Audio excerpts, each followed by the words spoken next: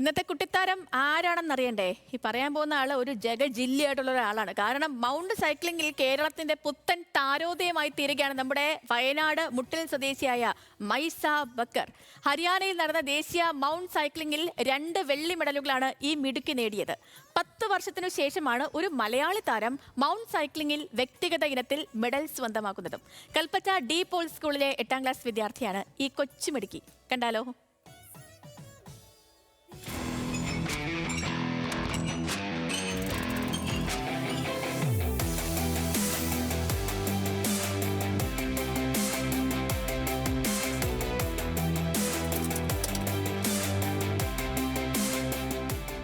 ചെങ്കുത്തായ മലയിടുക്കുകൾക്കിടയിലൂടെയുള്ള അതിസാഹസികത നിറഞ്ഞതാണ് mount cycling. കുത്തനെയുള്ള കയറ്റത്തിൽ എതിരാളികളെ കൂടാതെ കുണ്ടും കുഴികളും വെല്ലുവിളിയായിട്ടുണ്ടാകും. ശ്രദ്ധയൊന്ന് തെറ്റിയാൽ താഴ്ചയിലേക്ക് വീഴുമെന്നുറപ്പ്.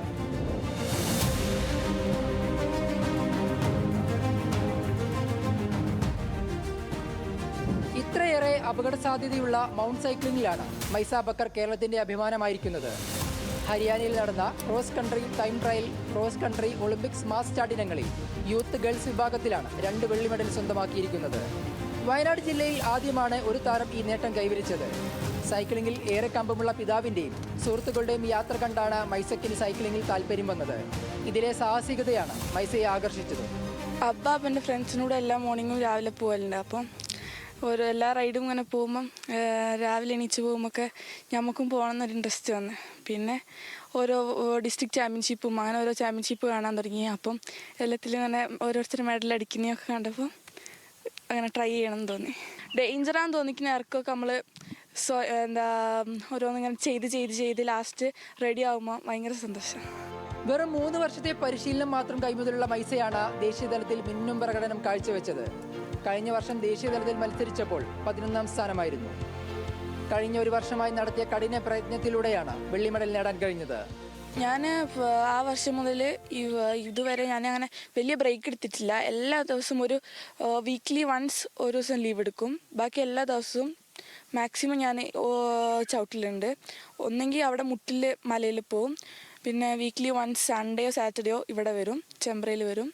പിന്നെ ഫിറോസ്ഖാൻ്റെ ഫിറോസ്ഖ പറയുന്ന പോലെ ഇൻഡോറിൽ ചെയ്യും. പിന്നെ ദിവസം എൻ്റെ ഫാദർ എല്ലാ ദിവസവും വന്ന് നമ്മൾ രണ്ടാളും ഒരുമിച്ച് ചെയ്യല്. 2023 കാസർഗോഡ് നടന്ന സംസ്ഥാന സൈക്കിൾ പോളോയിലെ ജേതാവ് കൂടിയാണ് നൈസ. എന്നാൽ മൗണ്ട് സൈക്ലിംഗ് ദേശീയ ചാമ്പ്യൻഷിപ്പ് അതീവ ദുർഘടമെന്ന് മൈസ പറയുന്നു. ഡിസ്ട്രിക്റ്റിൻ്റെ ട്രാക്ക് ഭയങ്കര ഈസി ആയിരുന്നു, വലിയ കുഴപ്പമില്ലേനു. സ്റ്റേറ്റും തൊടുപുഴയായിരുന്നു, അതും കുഴപ്പമില്ലേനു. പക്ഷെ നാഷണൽ ഭയങ്കര ടഫായിരുന്നു. ഒരു സിംഗിൾ ട്രാക്കാണ്, ഫുൾ സ്ട്രെയിറ്റ് റോഡില്ല, ഫുൾ ഡൗൺ ഹില്ലും പിന്നെ കയറ്റും, ഫുൾ ഡേഞ്ചർ ആയിരുന്നു സത്യം പറഞ്ഞാൽ. ഒരു ദിവസം നമ്മൾ ട്രാക്ക് ഓടിക്കുന്നത് പിറ്റേ ദിവസം അതായിരിക്കില്ല, എൻ്റയർലി ഡിഫറെൻ്റ് ആവും. ഓരോ റൂട്ടും നമ്മൾ ഒരു പ്രാവശ്യം പോകുന്ന റൂട്ടായിരിക്കില്ല, പിന്നെ അവിടെ ഫുൾ കല്ലും മണ്ണും ഒക്കെ കുഴിഞ്ഞ് ഫുൾ ഡേഞ്ചർ ആവും. പിന്നെ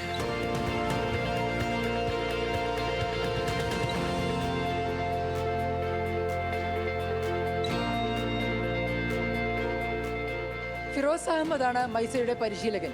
പിതാവും പിണങ്ങോട് WOHS കായികാധ്യാപകനുമായ NK സാജിദും മൈസയുടെ കൂടെയുണ്ട്. അവൾക്ക് ആദ്യമേ ഒരു താല്പര്യം ഉണ്ടായിരുന്നു സൈക്ലിങ്ങിൽ. ഇപ്പോൾ മൗണ്ടനിലായിരുന്നു, സാധാ റോട്ടിലൂടെ സൈക്കിൾ ഓടിച്ചു. അപ്പോൾ എനിക്ക് തോന്നുന്നത് ഒരു സമ്മർ കോച്ചിങ് ക്യാമ്പ് നമ്മളൊരു ഇവിടെ നാട്ടിൽ നടന്നു. അപ്പം അതിൽ ആ കോച്ച് എന്താക്കി കുറച്ച് ടെക്നിക്സും കാര്യങ്ങളൊക്കെ ചെയ്യിപ്പിച്ചു. അപ്പോൾ അവൾ നന്നായി ചെയ്യുന്നുണ്ടായിരുന്നു. അപ്പം അങ്ങനെയാണ് ഈ മേഖലയിലേക്ക് അവൾക്ക് താല്പര്യം തോന്നി. അപ്പോൾ ഡേഞ്ചറാണ്, എന്നാലും അതിലേക്ക് അവളെ താല്പര്യത്തിനനുസരിച്ചാണ് വന്നിരിക്കുന്നത്.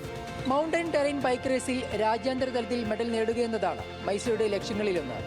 അടുത്ത വർഷം അണ്ടർ-16 വിഭാഗത്തിൽ ദേശീയ ചാമ്പ്യൻഷിപ്പിൽ സ്വർണം നേടാനുള്ള പരിശീലനത്തിലാണ് മൈസ ഇപ്പോൾ. ക്യാമറാമാൻ റെന്റുവിനോടൊപ്പം ആഷിഖ് റഹ്മാൻ, ന്യൂസ് മലയാളം, വയനാട്.